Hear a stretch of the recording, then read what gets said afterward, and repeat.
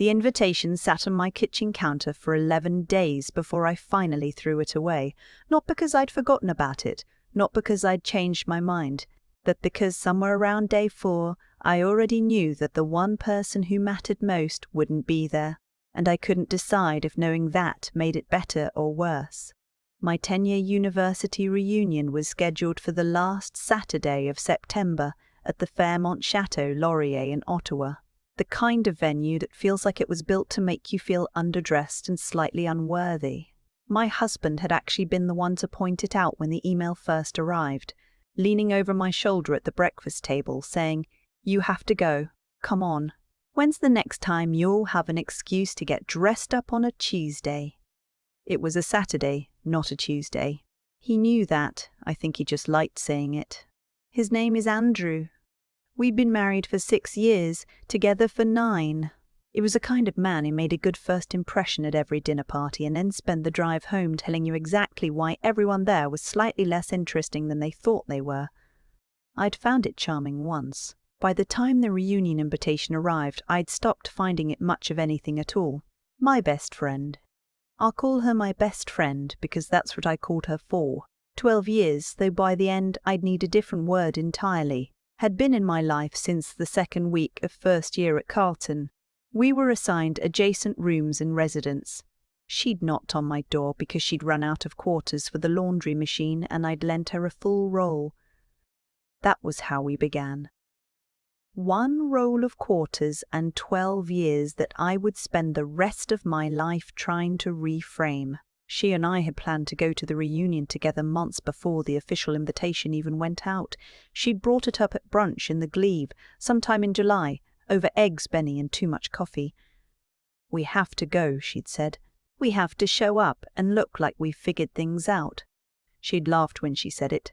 I'd laughed too. Neither of us had figured things out, but the performance of it felt like enough. She RSVP'd yes before I did. Andrew told me, about 3 weeks before the event, that he had a client thing that weekend, a golf retreat in Muskoka that had just come up, the way things always just come up when your husband is the kind of man who keeps a very curated calendar and suddenly develops gaps in it. I told him that was fine, and I meant it mostly. Our marriage had been running on the fumes of routine for long enough that a weekend apart felt less like a loss and more like a pause button. I didn't push back. I didn't ask for details. I just said fine and went back to whatever I was doing. She told me the week before the reunion that she wasn't going to make it either. A family thing, she said. Her mother had something going on. She wasn't specific. I told her I understood. I said we'd catch up after. She said absolutely, definitely, 100%. I want you to know that I believed her. Even then, I almost didn't go at all. I stood in front of my closet on the evening of the reunion in my apartment in the Glee Bar. Andrew was already gone, left Friday morning with his golf clubs and a kiss that landed somewhere near my ear, and I genuinely considered just staying home, ordering from that Thai place on Bank Street, watching something I'd already seen, the kind of evening that asks nothing of you and gives nothing back. But I went. I put on the green dress I bought for a work function 2 years ago and hadn't worn since, called a cab, and went. The Chateau Laurier looked the way it always did, grand and old and a little theatrical, the limestone glowing amber under the evening lights. I found the reunion in the ballroom on the 2nd floor. There were maybe 80 people, a bar that was already doing good business, a slideshow running on a loop with photos from convocation, from campus, from residents. Someone had found a photo of me and her from our 2nd year, the 2 of us squinting into the sun on the lawn in front of Robertson Hall, and I stood in front of that slideshow for longer than I should have. I got a glass of wine. I talked to a woman I'd taken an elective with in 3rd year, whose name I remembered but whose face I kept losing. I talked to a man who'd been in my program and was now doing something in municipal policy that he explained twice, and I still couldn't follow. I was doing fine. I was genuinely doing fine, and then I saw them. They were near the windows at the far end of the ballroom, partially obscured by a cluster of people I didn't recognize. Andrew, in the charcoal blazer I'd picked out for him 2 Christmases ago, and her in a blue dress I'd never seen before, her hair down, laughing at something he'd said in that particular way she had. Head tilted slightly, like whatever you'd said was the most interesting thing that had happened to her all week. I stood very still. There is a moment, I think everyone who has ever been in a situation like this knows the moment I mean, where your brain does something almost protective. It offers you an explanation.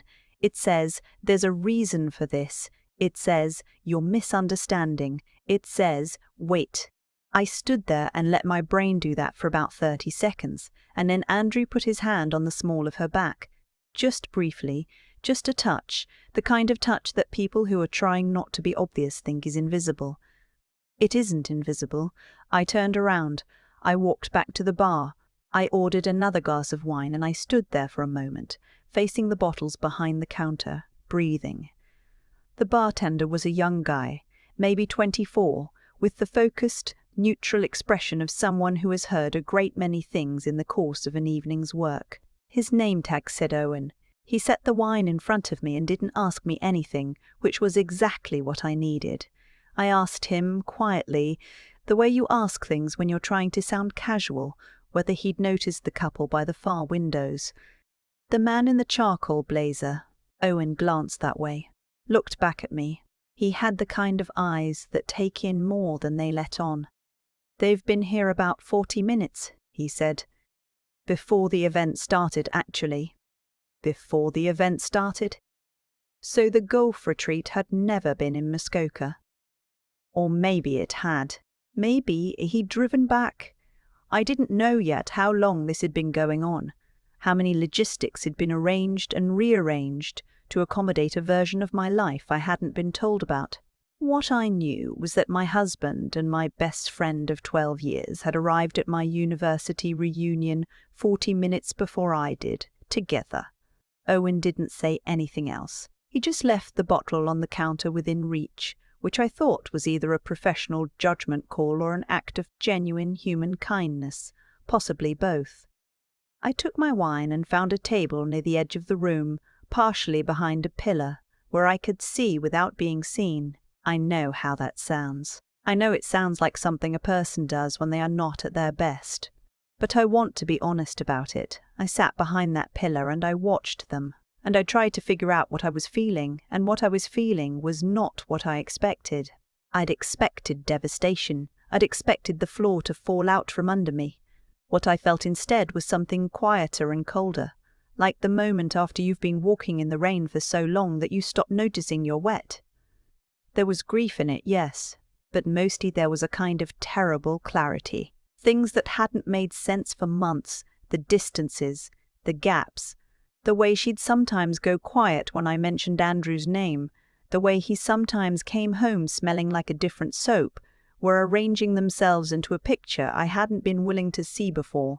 I thought about our apartment, the way Andrew moved through it like it was a hotel he was checking out of. I thought about the last time we'd had a real conversation. Not about logistics, not about groceries or scheduling or what to do about the crack in the bathroom ceiling, but an actual conversation where we said something true. I couldn't find it. Somewhere in the last 2 years it had just stopped happening, and I had been so busy not looking at that fact that I hadn't noticed when it became permanent. I thought about her, about every coffee, every long phone call, every time I'd complained to her about feeling disconnected from him, and she'd listened and said the right things. I thought about a night last winter when the 3 of us had been at dinner, and she'd made him laugh, really laugh the way he used to laugh with me, and I'd felt something small and cold go through me, and then immediately felt guilty for feeling it. I'd thought I was being paranoid, jealous of my own best friend over my own husband. I'd pushed it down and called myself ridiculous. I was not ridiculous. I sat there for a long time. Owen sent over another glass of wine at some point via a server who just set it down and walked away. No note, no explanation. I looked toward the bar, and Owen was already talking to someone else. I picked up the wine. At some point, I couldn't tell you exactly when, time had become a strange, elastic thing. I became aware that I had a decision to make. I could walk over there. I could make a scene in the ballroom of the Chateau Laurier in front of 80 people I'd gone to university with. Part of me, the part that had been sitting behind a pillar for 45 minutes processing 12 years of friendship and 6 years of marriage in real time, genuinely considered it. I won't pretend I didn't, but I didn't. Here is what I did instead. I called my sister. She lives in Kingston, 2 hours away, and she picked up on the second ring the way she always does, because she has always been the person in my life who picks up on the second ring. I told her where I was and what I was looking at, and she didn't say much for a moment, and then she said, very quietly, "Come here. Get in a cab and come here, right now." I said I needed a few days to think. She said, "Think here. Come here and think." I said okay. I finished the wine. I straightened the green dress. I walked past the bar on the way out, and I paused just long enough to catch Owen's eye. I didn't say anything.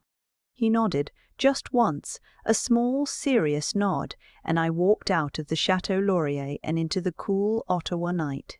I did not look toward the windows as I left.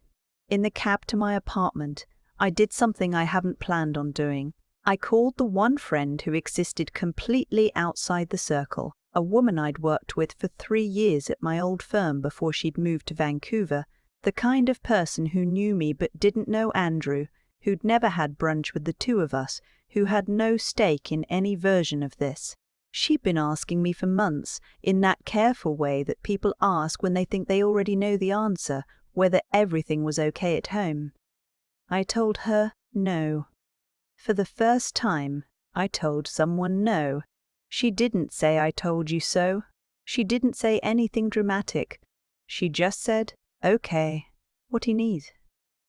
And something about the plainness of that, no performance, no gasping, just a direct and steady question, broke something open in me that I'd been keeping very tightly closed. By the time I got home, I knew a few things. I knew I wasn't going to call Andrew that night. I knew I wasn't going to call her. I knew I was not going to perform shock or devastation for anyone's benefit, including my own. What I did instead was this. I sat down at my kitchen table with my laptop and I started making a list, not an emotional list, a practical one, because I was 34 years old and a licensed financial planner, and I had spent 6 years being the person in our marriage who quietly managed everything while Andrew charmed everyone at dinner parties. And if he thought I didn't know exactly what our finances looked like, he had fundamentally misunderstood who he had married. I knew about the joint account. I knew about the investment portfolio. I knew about the mortgage and the line of credit, and the TFSA and the RRSP and the way the numbers were distributed across all of them. I had maintained detailed records because that was what I did professionally and personally, and nothing about the events of that evening changed any of those numbers. What I did that night was not move money. I want to be clear about that. I didn't do anything improper or impulsive. What I did was document. I opened every account, took screenshots of every balance and every statement, assembled everything into a folder on my desktop that I then backed up to my work drive and to a USB that I put in my jacket pocket. I called my colleague, another financial planner, someone I trusted completely, and I asked for a personal referral to a family lawyer. Not for filing anything, just for knowing. She texted me a name by 11 o'clock that night. I packed a bag. Not all my things, just a week's worth, efficiently. I put the USB in the bag. I put my grandmother's ring in the bag, the one my mother had given me when I'd turned 30, the one that had been in her family since before I was born. I was not going to leave it on the counter. Then I drove to Kingston. My sister met me at the door in her pajamas. She didn't ask me to explain everything immediately. She made tea. She sat across from me at her kitchen table, and she let me tell it at my own pace. The whole thing, from the beginning. The charcoal blazer, the blue dress, the hand on the back, Owen and his nod, all of it. She didn't cry. I didn't cry. Not then. We just sat there in the kitchen in Kingston at 1 a.m, drinking tea, and she kept refilling my mug before it was empty, because that is the kind of person she is. She said at some point, "Did you know before tonight?" I thought about it honestly. "I think I knew for a while that something was wrong," I said. "I didn't know it was this." She nodded. She didn't push it further. Andrew called me at 11 the next morning. I watched the phone ring. I let it go to voicemail. She called 20 minutes later. I watched that one ring too. I didn't listen to the voicemails for 3 days. When I finally did, Andrews was confused and then defensive, and then, toward the end, something that was trying to sound like concern but couldn't quite locate the right tone. Hers was the one that undid me, not because of what she said, which was a lot of nothing wrapped in the language of "we need to talk," but because I recognized her voice. 12 years of her voice. Coffee at 7 in the morning, and phone calls on the drive home, and her laughing at something I'd said on a Sunday afternoon. I knew every register of that voice, and what I heard in it was not what she probably thought I'd hear. What I heard was that she knew. She'd known this was coming. There was no surprise in her voice. There was only management. I deleted both voicemails. The lawyer my colleague referred me to was based in Ottawa and had availability the following Thursday. Her name was Dr. Chen. I know, not a typical title for a lawyer. She held a doctorate in family law from McGill. I found it reassuring. And she was precise and direct, and did not waste my time with sympathy I hadn't asked for. She told me what I needed to know about Ontario family property law, about the matrimonial home, about how a separation agreement would likely be structured given the length of our marriage and our financial situation. She answered my questions without editorializing. I left her office with a clear picture of what the next several months would look like if I chose to proceed. I chose to proceed. I went back to Ottawa 2 weeks after the reunion. Andrew had called 4 more times by then. He'd also left a note on the kitchen counter, an actual handwritten note, which surprised me. I hadn't thought he still knew how to do that. Which said that he wanted to explain, that it wasn't what I thought, that we should talk. I read it twice. I put it in the folder with everything else. The apartment looked exactly the way I'd left it. I stood in the kitchen for a moment, and I noticed that he'd done the dishes. This detail hit me harder than I expected. Not with grief, exactly, but with something almost like absurdity. He had done the dishes. In the middle of everything, he had washed the dishes and left them drying in the rack, as though that were the kind of gesture that reached any of this. I met with Andrew for the first time in a coffee shop on Elgin Street, neutral ground, late October. He came in looking like he hadn't slept well in weeks, which I noticed, and then deliberately set aside because I needed to stay clear. He tried to explain. He used words like complicated and it just happened, and I didn't want to hurt you. The architecture of the thing people say when they have done the thing they are trying to describe and need it to sound less like a choice than it was. I let him talk. I didn't interrupt. When he'd finished, I said, "I've met with a lawyer. Here's what I'm proposing." I slid a document across the table. He looked at it for a long time. "You already spoke to a lawyer," he said. 3 weeks ago, I said. He looked up. I think he'd built a version of this conversation in his head where I was going to be in a different place than I was. I think he'd expected tears or anger or a door that was still at least partly open. What he found instead was a woman who had used the 2 weeks while he was doing the dishes to get very organized. "I just need you to understand," he started. "I understand," I said. "I don't need more information. I need you to look at the proposal and tell me if we can do this without litigation." He was quiet for a moment. Then he said, "You're really not going to ask me anything?" I thought about that. "No," I said. "I don't think so." And I meant it. I had asked myself all the questions already, in my sister's kitchen in Kingston, in the car on the drive back to Ottawa, in the strange sleepless nights in between.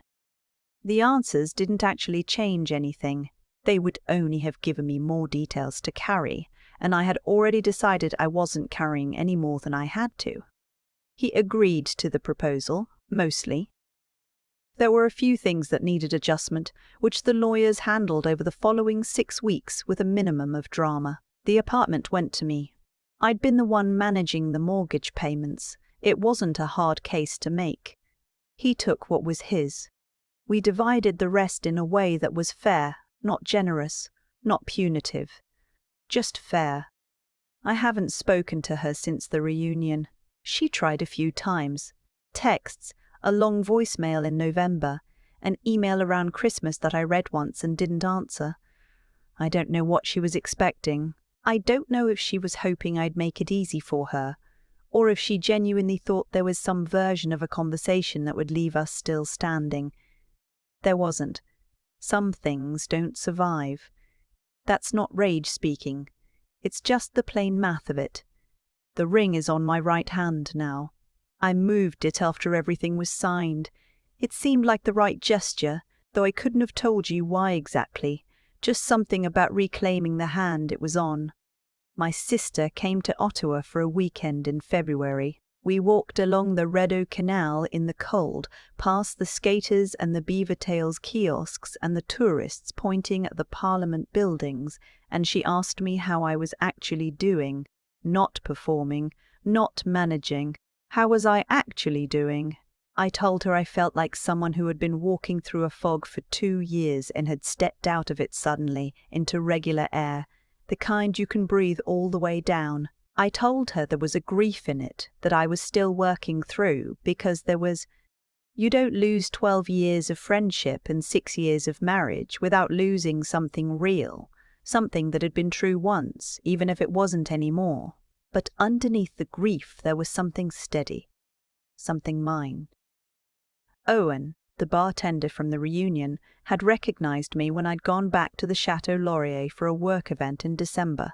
He'd made a small, questioning expression, just his eyebrows, and I'd smiled and nodded.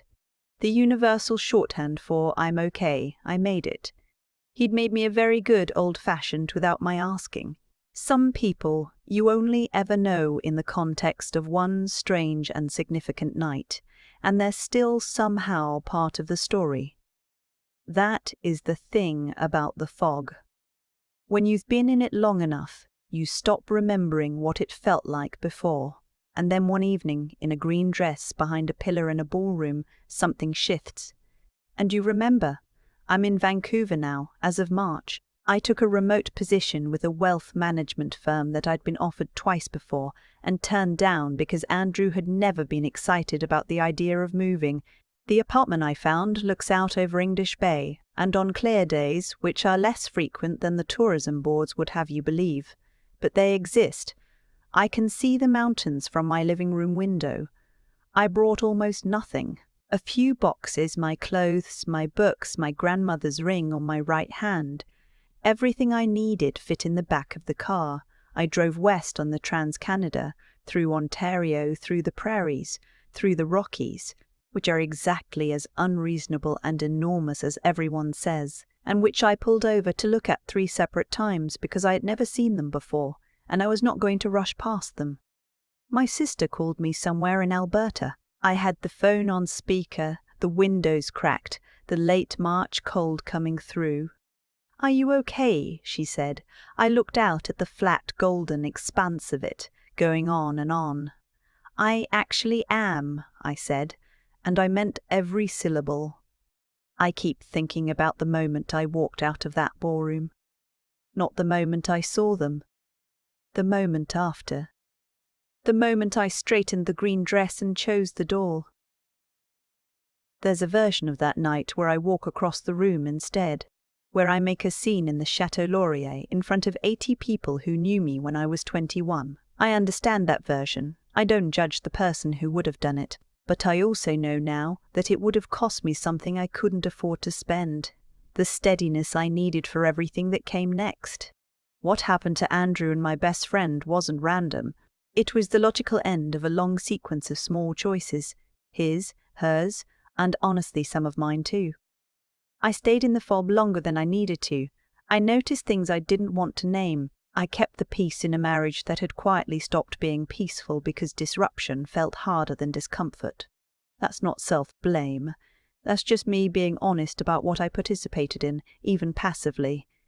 The outcome wasn't fate, it was arithmetic. What I've come to believe, not as a tidy lesson, just as something I've actually lived into, is that the quality of your life over time comes down to three things that are genuinely in your hands. The first is whether you act with integrity, especially when it costs you something. I didn't move money impulsively. I didn't slash tires or send screenshots to mutual friends. I made a folder on my desktop, called a lawyer, and drove to Kingston. That restraint wasn't weakness. It was the thing that let me negotiate from a position of self-respect rather than damage control. The second is whether you use your mind clearly when your emotions are loudest.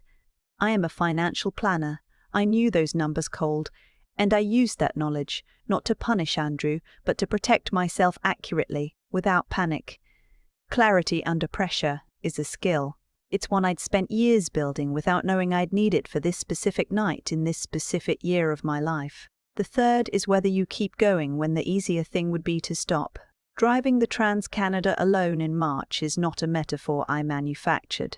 It just happened to be what getting to Vancouver looked like. 3 times I pulled over for the Rockies, not because I was performing resilience for anyone, just because I had never seen them and I was not going to rush. My best friend of 12 years made a choice that ended us. Andrew made choices that ended our marriage. And I made a choice on a Saturday night in October, standing behind a pillar in a ballroom, to not become someone I wouldn't recognize by morning. That choice, more than anything else, is the one I'm still glad about. The mountains don't care about any of it. They were there before I arrived, and they'll be there long after. There's something genuinely settling about that on the clear days when I can see them from my window. I'm okay. Fully, quietly, actually okay. And I meant every syllable